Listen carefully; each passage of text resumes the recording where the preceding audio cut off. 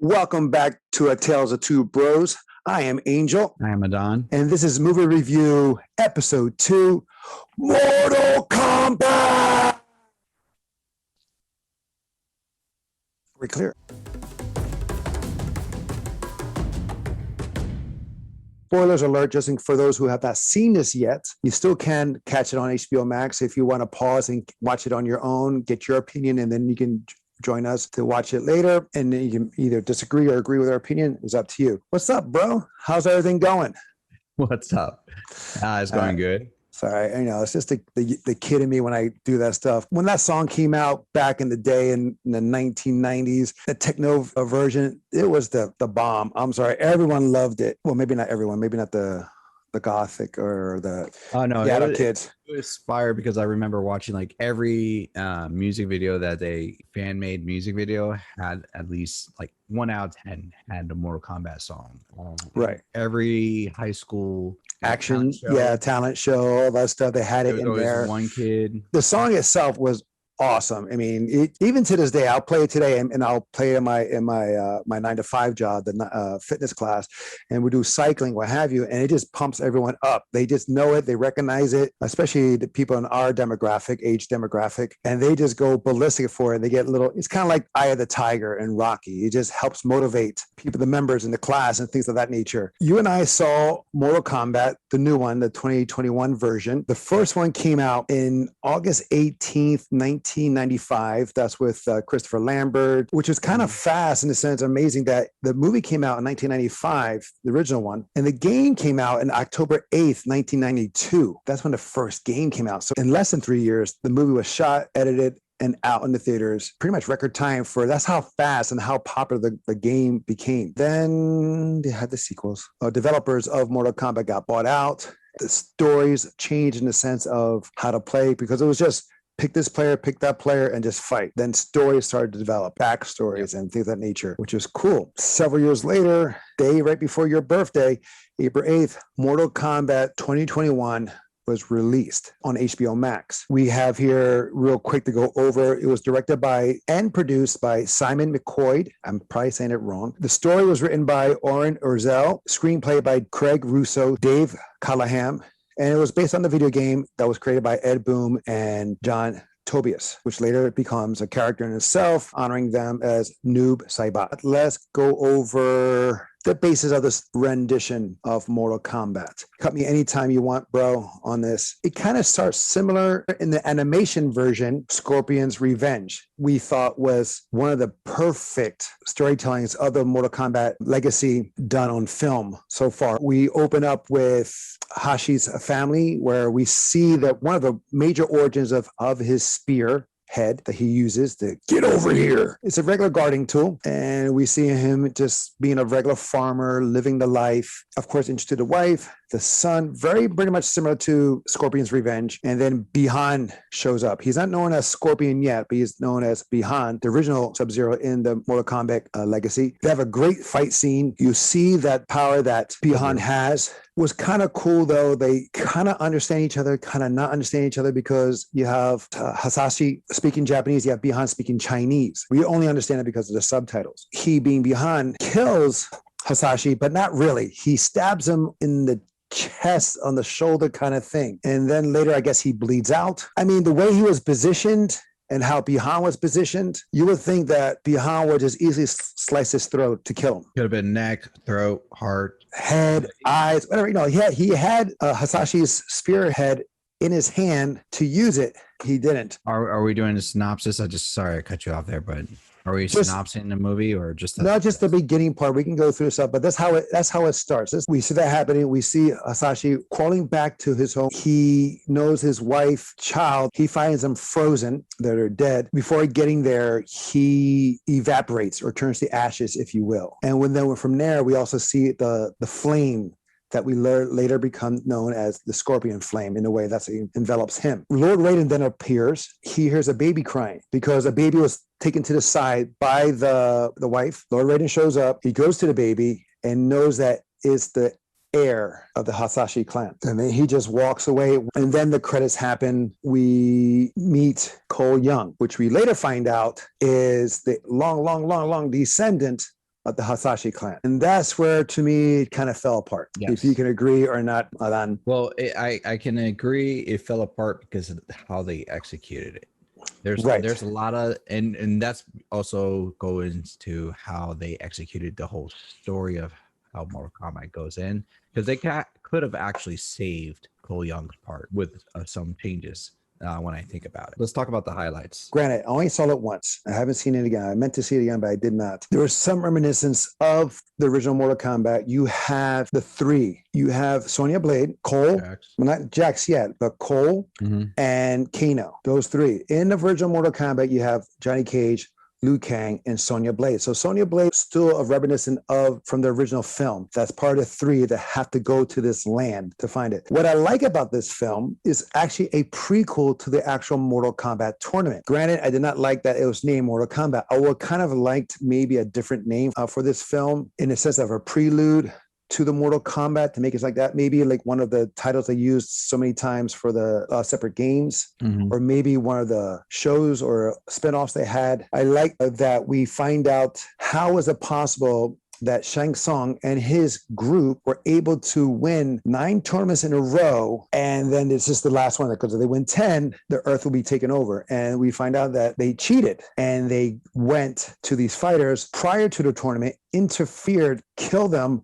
before they could compete or be involved in the tournament, and no one to show up. It's a forfeit. Or they get disqualified for not showing up. There are plenty of plot holes, especially if you go into it in a sense of how they explain certain things one way, but then they're like, don't in another way, which we'll get to. I liked some of the fight scenes. I like that they cracked jokes on his game and on itself as a franchise, especially with that spinning back kick against Kano. He got hit 3 times with the same kick, in reference to how a lot of people just did the same move in a video game, just doing a low spinning back kick, because instead of punching, they'll kick and trip people, and that's how they get stuff. I've done it to you. You've done it to me while we played each other. So stuff like that I kind of liked. I also liked how they honored the fatalities and the brutalities. Flawless victory. I love that it was more gory than the original, and as gory as the games are. So when the deaths happened, I was happy about that. I was like, okay, they did it. Especially how Melina's taken out. Is it Melina? No, it was like Natara, that's how the winged bat. So yes, she is a character. So how she's taken out, awesome. Kano, dude, a scene stealer. He rocked it every time. And I kind of like how they brought in the character Noob Sabat without bringing him in yet. If you remember, when every time they showed up, Shang Tsung and his minions showed up, there was like a black misty cloud, kind of like a Noob Sabat does in the games. Yeah, I saw that. I was like, ooh. And also when Bihan does become Sub-Zero, he's not actually in his blue. He's actually more reminiscent of his Noob Saibot character in black, even though he's wearing the gear, which was pretty damn cool, because it was reminiscent of a kendo armor, and I like that. Just so many Easter eggs. You have the Easter eggs of Katana, you have Shinnok's medallion, you have some other things I just can't remember off the top of my head, but you see them. They do honor the characters in one way or another. Lizard was done very well. I thought that was a great rendition of how they presented Lizard in this scene, but how the fight scene was done and how he was taken out. Did think it was kind of cheap and kind of What about you? What did you think about? Like the beginning fight scene, great, amazing, and the ending scene. Fight scenes is where you could tell that they put the most time and effort in. Anytime that Sub-Zero and Scorpion faced off each other, it was amazing. Most of the characters, there were characters I have flaws with, but most of the characters, like their design and or their portrayal, was actually really good. I like Cabal in there. I thought that was a cool, neat pull. And I also liked, besides Reptile, which you agreed with, Kano was good. We all agree on that one. Melina, she's different from the game, but at the same time, she's actually a really cool design and render of the character. What do you mean she's different from the game in the sense of her ethnicity? And that she's always wearing a mask. Like here, she's not. They let that show that she has like scars and everything when she finally opens up her jaw. But that leads into it's cool, but at the same time, it's a double-edged sword, because that leads into what I was going to say. My ratio of what was cool and that I like was a lot lower than my brother's. And it's not to be critical about the movie. It's just that I saw these differences and I'm like, I'll let them pass. Just because you don't agree with the choices, you can let those pass. And that doesn't mean it's necessarily bad. The idea that it's the prequel to the tournament, yes, they're trying to do exposition, where they're trying to explain things and get groundworks out. I like those ideas. I like how they're trying to portray this. They're going in and they're doing Easter eggs and explaining everything. That I agree with all of those things. Now, because I agree so much, there's not much more I can add. Let's go into the negative. One thing is the plot holes. That's a big thing. Because just like you said, they give explanations, they give rationalizations for various things, but then they turn and do the exact opposite. Like how they cheat in order to win the previous tournaments. The rules say you cannot interfere with the other realm. And Raiden says, I cannot interfere with the acts of this realm. That makes sense. Okay, that's how come they were able to cheat. But we get to the one part at the end, Raiden interferes and he goes, I thought you couldn't interfere. Well, the tournament hasn't begun yet. Son of a... He could have stopped everything from the get. The tournament has not started. Exactly. Where Shang Tsung is in violation every single time, especially with the first tournament by cheating. That's one. You go next. The Arcana. Oh, yes. Are you serious? Here we have Kano. Now we know Kano from the video games, from the movies, from all that stuff, that he's like enhanced already by like some kind of cyborg. He shoots lasers out of his eyes. He has a plate there that helps him accomplish that. He has a chest plate that helps him accomplish that. Here, he gets mad at Kung Lao just through an argument, not through training, not through any strenuous exercise. He just gets mad through argument, and he's able to throw a laser beam out of his one eye. You would think it'd be out of two, since he's not cybernetic anywhere. It'd be like a heat vision, like Superman. Cole doesn't get it until his family's threatened. Okay, sure. You're getting your ass beat. You're being told that you're important. You know, you have a role to play. Yeah, again, when he sees it, it was very cliche, because you've seen it a lot of times in other movies where, well, that's, you know, that could be forgivable. Cliche is expected. Yeah. Sonya Blade, she gets her Arcana. As soon as she gets the mark, she's already turned. She's back into the realm to fight, and she has her powers. I was like, how does she didn't even go through any training. She just has it. In all actuality, the Arcana was not needed. It would just been nice if you just had it. You know what I'm saying? Or kept true to some of the characters, to Kano, that he was already half cyborg. Keep it like that. That would have been awesome to keep. So that's one gripe I have, was the Arcana thing. You go ahead. What was your next one? Let's stay on the Arcana, like how they acquire it. As you mentioned in the games, no one really had Arcana. It's like abilities they either got through training or their innate abilities because of lineage and so forth like that. Here in the movie, the way they rationalize it or try to bring it earthbound is a power set that is granted by the elder gods, and it has to be earned or passed down, apparently passed down through lineage, which is the only one that gets passed down through lineage is Scorpion's bloodline. No idea why, because it's prophesized. Where everybody else is like, you kill him and then it moves on. So you're talking about the mark that will lead to the Arcana. Exactly. The mark is what gives the Arcana. Nothing else. It's not just that. It's also they are chosen to fight in the tournament. So they're marked. No, well, but that's the thing. They're supposed to be chosen. All the other chosen ones besides Cole were like people who killed chosen ones. So the mark is just passed down by people who've been killed. So that's how Jax got it. That's how Sonya got it. No, well, yeah, that's how Sonya got it. Yeah, from Kano. Exactly. Got it before someone else. And you know, no one besides Cole was ever explained like, I was born with it and I've been trained since birth because of that. Let's go back to that in the sense of Cole having it. I don't know what birthmark that looks like a perfect dragon or symbol like he does, you know, because that's what his daughter said. It looks like a brand more than a birthmark. Right. From the opening scene, we have Bihan and Hasashi fighting, right? Hasashi obviously has the mark because he's part of the next in the tournament. So you would think from that rationale they had, you're chosen because you have the mark. And if you kill someone who has the mark prior to the tournament, the mark falls onto you, right? I'm dare to say, because they didn't say this, but the only rationale I gave it was that Bihan already had a mark because Bihan already had power. Shouldn't he be collecting more? Because if he's killing others prior to the tournament, that's how they cheated. But you would think that Bihan will have like tatted up with dragons all over him. He's the one that's killing the ones that are already marked, but that's not the case. I don't remember in the movie that they made that cleared up that, you know, it doesn't work that way if there's an heir. They never clarified if you get more marks or if you die and by someone who has the mark and you have an heir, does it go down the bloodline? So there's room for like more explanation because that is never answered. Jax. Yes. When after he loses his arms, he gets arms replaced by They look like the repair droid from Star Wars, the medic droid from Star Wars, the skinny hands. Oh, I was going to say the reject arms from the factory line for the T-800. They were just like shambly skeleton arms. Also, that brings up to the question, like, where are they getting these Shaolin monks? Because these guys are like IT wizards. They're making cybernetic arms out of a cave, which looks like it has none of the equipment necessary to have a functional cybernetic arm. But the thing is, when he goes into in a moment of stress, that his skinny arms, they get big like a transformer. Exactly. Cole, he gets a body wrap. Yes, because of the weave bracelet. And I remember talking to someone and says Cole's powers legitimately plot armor. The plot armor comes from cloth braid that his daughter made for him. Mm-hmm. Granted, it was cool because it was made in reminiscent to Scorpion's colors, but as like out of cloth, it became plot armor. Yeah. You know, it was kind of cool premise in the sense that it absorbs power, but then from that, he gets bladed tonfas, really. So it could just manifest material, external material that you can take off. For Jax, it made obviously more metal because everyone else had like they shot something. We were able to manifest a dragon, things of that nature. It was able to immense energy, not with Jax and not with Cole. Seriously? I'm sorry, I'm going back. I'm jumping again. But here's where Bihan screws up. He never actually kills anyone. No, I agree 100% in this. Bihan is the worst assassin ever.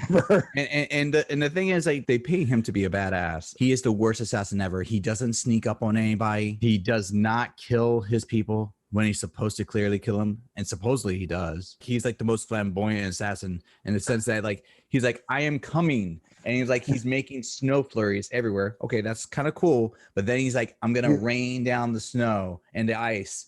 And as I'm walking slowly down the street, and he's like, you're the one that told me that. We had that conversation. Hasashi doesn't really kill. He stabs him in the chest, not in the heart where he could easily have done. He was standing right behind Hasashi to make the fatal strike. He takes care of Jax. He just freezes Jax's arms. And that's how he becomes armless. He leaves a lot of people for dead. But he doesn't secure their death. Yeah, they're dead. Right. The only ones he successfully did were Scorpion's wife and child at the beginning of the movie. Even at that, he couldn't do the job for Cole's wife and child at the end of the movie. Still lived. I'm like, how do you mess up this? You've already successfully done it once. Well, maybe because of the time frame. Remember when Hasashi and Bihan fought, they weren't there, right?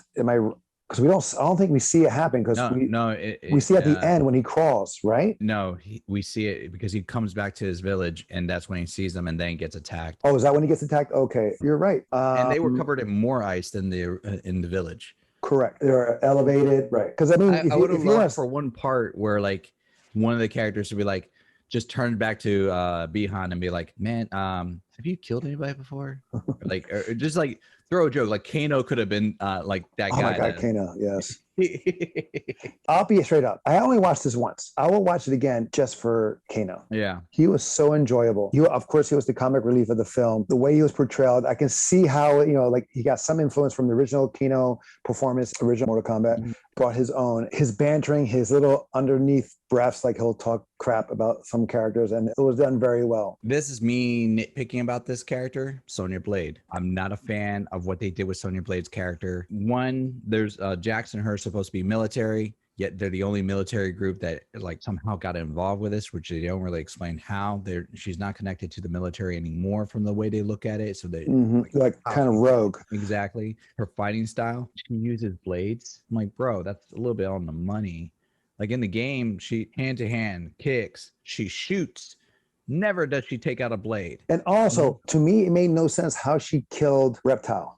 She's running, It wasn't her that killed Reptile. It was Kano that killed the Reptile. Well, then she stabbed him, right?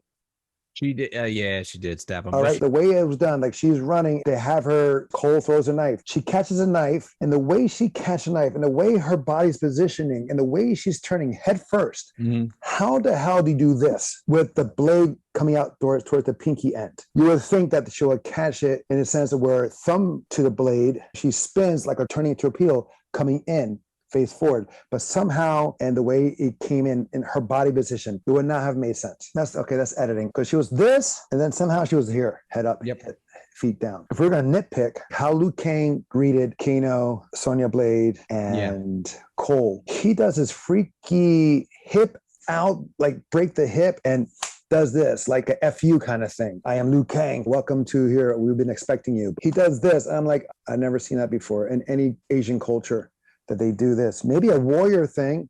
Maybe he's doing that. But usually in the Chinese culture is one hand open, one hand closed like that. And they do a slight bow if wanted. See here, I thought you were going to talk about how Liu Kang says, like, and it was my job to find the champions for the Mortal Kombat, and I've brought you all together. And he didn't do crap. He just it's like maybe he got lucky. He got lucky finding Jax, but like he didn't find anybody else. He's like, you did my job for me, thank you. Yeah, it's like he's like, oh, I'm about to go out for a walk and find some people, and he opens the door. Oh, hi guys, you're here. Oh, great. He didn't do a good job. Then Raiden just like I'll let this be explained by the others, and then walks off. The biggest nitpick I have, this is Mortal Kombat, or a prequel to the Mortal Kombat itself. It's a franchise, right? It's a re-entry. Yeah. It's a martial arts film. It deals with martial artists. Not that many martial arts in it. Well, I know what you mean. The scenes where they did have the fight scenes were excessively short. And simple. Yes. You know, I like to look up behind the scenes stuff and things of that nature. Our actors may have trained in martial arts. I don't think they learned it in a sense of like you and I. Like I have over 30 years of martial arts experience. You have about 10 to 20. You've done tournaments. I've done tournaments. You know, you don't have to compete to be good in martial arts too. But the thing is, if you're at a legit school, you look legit as well. You should anyway. Mm-hmm. A lot of these moves, it didn't look well done. I mean, again, I only seen this once, so maybe I've seen it again. It'll be different. Cole has some better fight scenes. He did, but at the same token, didn't. I was like, but that was the portrayal of his character, how right. His character was written to be. Which I have a thing to say about that, but right. But here, how's this? I saw behind the scene in the sense of him and Goro. Again, another wasted character that could have been like done well. They could have saved him. They shot that wad of putting him up there too soon and also killing him too soon. True. They're saying in that scene with him and Cole that they use Wing Chun. No, I studied Wing Chun. No, there's no Wing Chun movements in here. I saw some grappling. I saw some kickboxing. I saw some Japanese usage with the tonfa, but I didn't see no Wing Chun movements and counters and low kicks or shin kick, the Bill G. You know, I didn't see any of that. And the lapsao, none of that. You know, you would think, yes, you would. Like you have Goro, he has 4 arms trying to hit you. You would think you would be deflecting and encountering, but none of that is happening. All he's doing is going, ow, oof, ow. He's getting his ass kicked prior to his Arcana. Also, in reference to the low spinning back kick, he had the uppercut, the final blow for brutality. That was Cole's thing. Oh. And guess who had to remind him? His daughter. Dude, you don't remember what you have? It's like Cole's character is a person who's been like the top dog in MMA at one time in cage fighting. Yes. And he's like over the hill. That's where we find him. But it's like he forgot everything. Now, granted, after they reach their prime, yeah, they go down. But you know certain things that you do well and you do it. And his daughter always has to remind him about that. Brings up something that I thought would have been great for this movie. All right. Cole's character, we all agree, was a character that was not necessary. He could have done the movie technically completely do the movie without Cole's character. They did it in Scorpion's Revenge, and they made that work. You had Scorpion get killed. You had a way for him to come back. It was depicted. That was tied through. Here, I was thinking about this. I'm like, how do we keep Cole's character and make it make sense? The Arcana, but differently. So Cole's character was over the hill. He's not really fighting to his full potential as he used to. It's like he was a top dog. At least that's what I alluded to back in the day. I would say the way they would have done it better is still make him the lineage to Scorpion's past, but he didn't have the mark. He wasn't born with the mark. The reason why he doesn't fight like he used to is because he's dealing with guilt for killing a previous fighter in a match. And that's how he got the mark. So he actually subconsciously handicaps himself in his fight. I'm giving myself chills just saying this. Exactly. Yes. And he's like, I got this mark. I have no idea why I got this mark, but it happened after this. I fight, but like I just don't have it in me. The only reason I do it is so I can make easy money for my family. Pause real quick to go back to where, since the lineage continues of Hasashi, you would think Bi-Han and Shang Tsung would know about this. And like then now he gets visions about Scorpion after so many years. A triggering act that would make more sense. That would be a way to bring in a new character, also bring back Scorpion, and then tie it together. I think that would have been better. You're right, and it seems like he got the flashes as soon he got the bracelet from his daughter. Yeah. Which is weird because it was like, why? Because it's black and gold. Since he had the mark and he's been a fighter for so many years, you don't think there'd been any moment of stress that he would release the Arcana sooner? I mean, I know you're saying that, you know, he holds himself back because of the guilt that he killed someone in the ring. No, but that's what I'm saying. Like that wasn't the case in the actual story. I'm just saying No, they could have saved his character. Right. How could have made it better? Right. This story could have been done without the cult influence. Again, it's kind of like a cliche. They use this character to relate to the other characters. I mean, in the original Mortal Kombat, as bad or as good as it is, depending on how you like it, I like it, and I also think it's horrendous. I mean, not as bad as Mortal Kombat 2, but after watching it again and prior to seeing this film, I was like, ooh, this is pretty bad. And it was pretty also cliche in his own right, but it made sense. They stayed with the essential characters. They didn't create someone else to help tell the story. They just had the character they had and they made it work. I mean, granted, they did one character, the black guy that Goro kills in the original Mortal Kombat. I think he's a side character that was brought in for, but he's not the main character. But they brought in a lot of characters just to kill off in the original Mortal Kombat that were not game characters. They were just cannon fodder. Right. But, you know, which is fine because you don't have to have all the characters. There's no need to create a new character. I wanted to like this. I will watch it again because there are going to be spinoffs. There are going to be sequels. Okay, we've seen The Raid. We've seen other films. This had like a $55 million budget. True. And I guess all the budget went to special effects because they didn't go into the choreography. We've seen The Raid. The Raid's budget was John Wick. When it first came out, the budget was fan-made films. Fan-made films of Mortal Kombat. Mortal Kombat Rebirth, and then originally Mortal Kombat Legacy was a fan-made series. That was a high production. In consideration, it was a high production for a YouTube series. Okay. So like, and I don't know the full budget, but I guarantee you it wasn't 50 mil. But you also had like legit martial artists. Michael Jai White playing Jax. He is legit as legit can be. And you have a guy, I can't remember his name. He passed away due to cancer, but he played Kano. He was legit too. Yeah. He was in one of the Ip Man films. He was in the third Ip Man, or no, the second Ip Man. He was a boxer. Kills Sammo Hung, which is kind of like Rocky 4. But that's the problem. What I think is that the director and the writers, they didn't hire an action director or use the action director to his or her talent. I should have checked if there was an action director. That's where, like John Wick, The Expendables, they have an action director and they put their trust in that action director to get it right. The majority of the group claims to be martial artists or have legit martial arts training. Doing a choreography for this film should not have been so watered down. If you're going to use this as a vehicle to start multiple expanded projects, you should have hitting home runs after every toss given to you. They played it safe in one aspect in the fight scenes where they went overboard and true to the violence, the blood, the gore. I'd rather have less gore in the sense of like saving money and put more into the training execution of the fight scenes. I agree with that because you can have scenes that are visually just as brutal, if not more so, without being as bloody. You brought this up, The Raid. Plenty of fight scene, like the hallway fight scene when he has a knife in his hand. You don't see blood splatter. You don't see a lot of guts and gore or anything. None of that, actually. Now, you see maybe a little bit of blood here and there. When you see stabbing motions, the hits, you feel your nerves and you're like visually, like I remember it when he stabbed a guy in his leg and he dragged the knife down in the leg.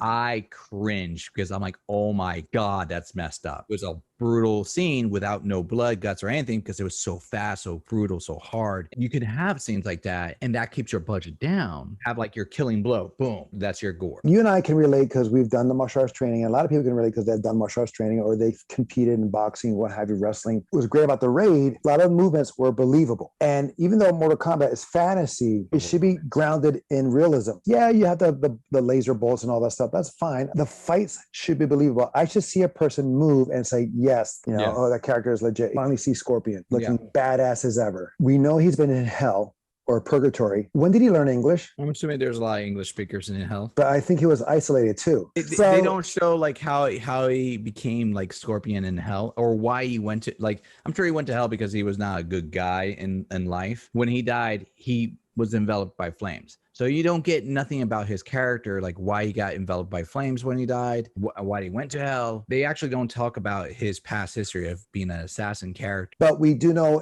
in Scorpion's Revenge, it was actually, what's his name? Punchy. So he's the reason why that Scorpion to Purgatory. He's the reason why his Scorpion family was came back. killed. So I wonder if in the sequels that would that character come about and that be explained. But what I'm saying is when Scorpion manifests and he grabs Sub-Zero, I thought it would have been nice, say it in Japanese, but we read it. Yeah. Get over here. Just to stay true, because he never speaks English again. And even Cole's like, I don't know what you're saying. Or like when he does the get over here, that he continues in English. Because it's better to understand, like, somehow you learn English, that's fine. Versus I'm going to use one line in English and then everything in Japanese, like, did you just learn this line and thought it was really cool? Of course, it was fan service. If you're going to compare it to the first movie, it became comical because that Scorpion said, get over here, get down here. It stayed true. And it was funny and it was cool. But the original one actually had fight scenes. Like when those fights were happening, they were there enjoying those fight scenes. The Scorpion fight scene was one of the better ones. Reptile. Those are the two. And then Liu Kang with the first guy he kills or takes down, the black guy. Who was the throwaway character. He's a throwaway character, but he's legit. And I would dare say even Goro with Johnny Cage. That was like, it was a simple fight, but it was a fun fight. Let's be honest. He does a nut punch. Did you see it recently? The nut thing, which was fan service, as an Easter egg. But then he's on a cliff, he's hiding and says, hey, there's a sloppy crescent kick and he falls. I'm like, really? That's what takes it? Kill the character? Right. He thought ahead. Yeah, but come on, come on. Especially when we just saw him, like Goro, that is, dismantle their fighter after fighter after fighters. I mean, it was better than what they did to Goro here. He had Goro a better fight scene, but they announced him as the champion also. Like I said earlier, they shot their wad on him. Mm-hmm. They could have introduced him. They could have said his name. They could have done something like an Easter egg or cameo, but not use him. They used him way too soon. Also with like Melina, she was taken out like almost like that. Yep. Another wasted character. She would have been cool to have her live on into a sequel. And that leads into Shang Tsung is like, you think you have won, but death is not the end. And I'm like, what are you, Hemotep from the Mummy? But no, that says a lot of things because that goes into bring in Noob Saibot, Kano potentially. Yes, because remember he got stabbed in the eye, eye, so he may come back as a cyborg, still having his Arcana. No, because his Arcana went to Sonya Blade. Yeah, but it's cybergly enhanced. And that was another thing. I was like, couldn't they have been like, okay, you can't participate in the tournament because you have no Arcana, you have no power, and she just pulls out a gun and be like, pop, pop, pop, who has the power now? So now we're gonna say Kano can participate because I'm a cyborg.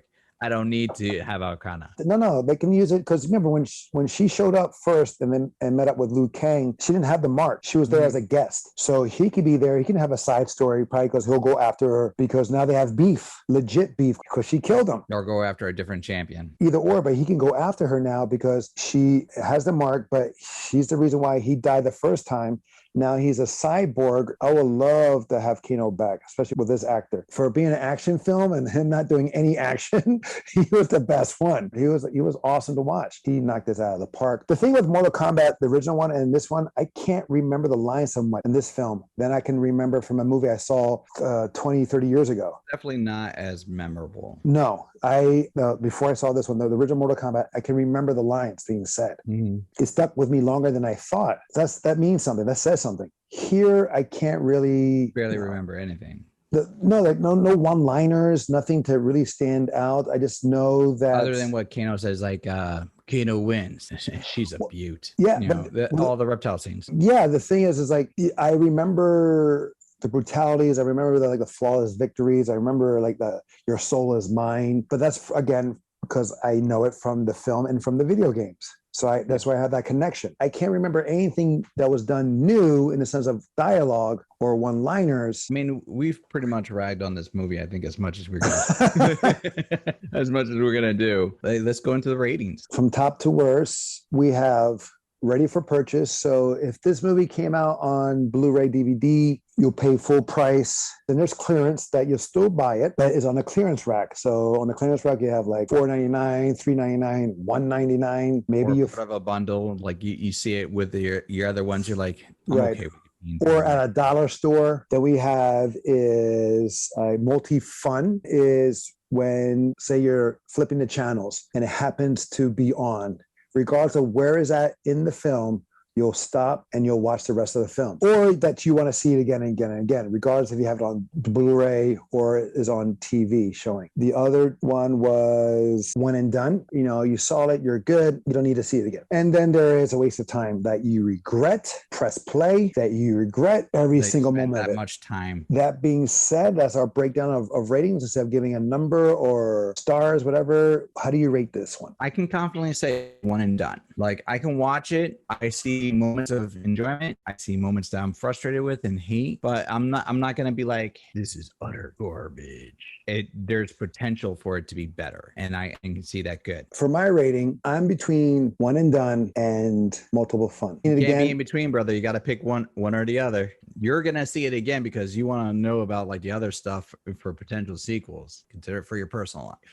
Will you be watching it multiple times for your personal life? Okay, and that's the case, then this is one and done. I cannot see myself looking forward to watching it again like I do with my John Wicks, my Star Wars, my Predators, my Aliens, my Shaw Brothers films. I will watch the original Mortal Kombat more than I'll watch this. How's that? That's fair. Now, granted, I will probably watch this one more than Mortal Kombat 2, Annihilation. So that's my rating. It had great potential. It fell short. I just hope that they get a better budget and they put it, instead of special effects, they should put it in practical effects as well as the choreography. Wood Warriors had better fight scenes than this. It did, and lower graphics.